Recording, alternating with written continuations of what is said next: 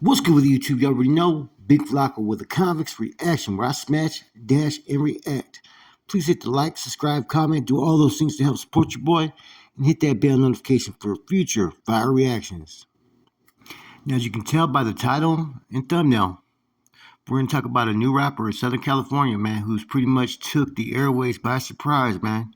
He's been pretty much been groomed for this, it seems like, man, to be prepared for the onslaught of interviews and videos he plans on doing and whatnot. And he's pretty much hit this shit hard, man. So someone's behind the scenes is pretty much helping this kid out, man. Now, he's done time in prison, Pelican Bay. We already know, level 4 yard. Now, he has self-admitted in one of his rap videos or rap tracks that he's a Sureño. So you know what upper echelon as far as how he functions and gets down. Now, he pretty much got that persona as a rapper. He got the right arrogance, the right cockiness, right? If you're a rapper, you got to have those things. And his stage delivery is on time as well. His raps are pretty dope. They're not the traditional Chicano style rap, which is a lot of times, I think, what holds back rappers from Southern California. Now, the only little issue that I may have, right, and it's not even a bad issue, it's just this affects him only and only him. I think a rapper will go a lot longer, whether they're norteño or sureño, if they don't go behind as a gangbanger or an active gang member as far as how they're performing. That's going to scare away a lot of people on the mainstream platforms from trying to pick someone up. And I think at the end of the day, that's why no one from up north or down south has really made it yet. That's just my personal opinion. And that's his personal choice. I'm not knocking it. I'm just saying, I think he has a little bit of talent. I think he has a stage persona about him that people will fucking feel. They're going to dig it. Back to what Whack 100 said, why he would not sign a Southern Raza rapper. Because of the politics that comes with it. And see, that's what's going to affect these guys, right? That's my personal opinion. Does it mean that they still can't make it and make some money? Nah, they can make some money. They can get that bread. But what's going to hold them back from going to that next fucking level is that gang attachment. Whether you're norteño or sureño, man. It helps them short term locally. But long term, globally, it's going to affect it. Because I don't think a lot of people are going to want to attach themselves to that. So I'm going to call it right now, newcomer of the year, rookie of the year. It's going to be LEFTY GUNPLAY. It's just pretty dope. Like I said, man, I'm just barely getting to know and tap into him. Seems like he got a good team behind him that's working with him. He got dope beats, dope hooks. It's just a matter of time to see what he raps about. What's his storyline, what type of rapper is he going to be? Right now, we just are getting a rare glimpse of his early work so far. And it's all circles around what he's been living, the gang lifestyle. I think he just needs to dig a little deeper in, man, and see what he could bring out of himself, man. And then we'll know. You know what I'm saying? Where does he stand right now in today's rap game? Now, he's been killing it in interviews. He's been transparent. He's been real, right? I think one of his interviews actually helps out a fellow artist. And that's when he talks about SPM, saying he doesn't know who SPM, he doesn't know his situation. Is there paperwork? He was being truthful about it. He didn't know shit about SPM. So when you got people criticizing Jenny 69, how she didn't know anything about SPM, and say, no, there's nobody falls in the category, nobody knows that, nobody talks like that.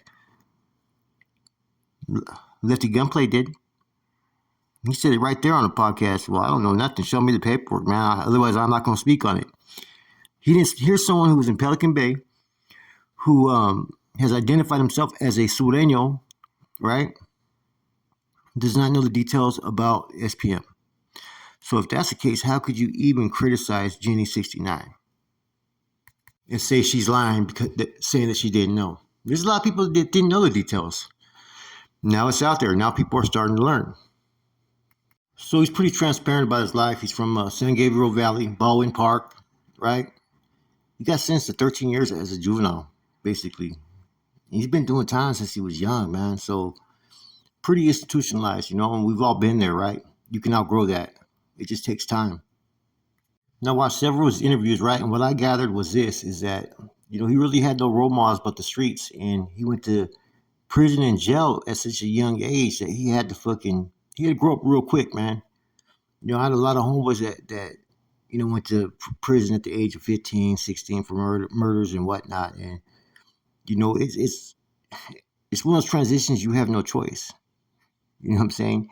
You got to get your shit in line, get it together right off top, because you had no time to grow up or do the things that normal kids do in high school and junior high. As cocky and arrogant as he is, which is not a bad thing for a rapper, right? You have to be. He also has a little humility to himself, understanding he doesn't know it all. But like I said, man, I like to do his get down, man. Even though he doesn't want to do any raps with any Northerners, more power to you, man. There's nothing wrong with that's how you feel. That's your beliefs. Um, he's a story that you kind of cheering for. You know what I'm saying? You hope he makes it. You hope he does this. And right now he's off to a good start, man. I think he signed to OTR Records. He just signed a 6-figure deal, I believe. I seen it on one of those shorts. So we'll see what he produces, man. You know, as long as he keeps on making music for himself and it comes from him and nobody tries to twerk or taint his style, I think he'll continue down a long line of success. As you guys know, I'm pretty critical of rappers from the South Side. I don't think that they're as talented as those from the North. That's just my personal opinion. There's a few that are, right?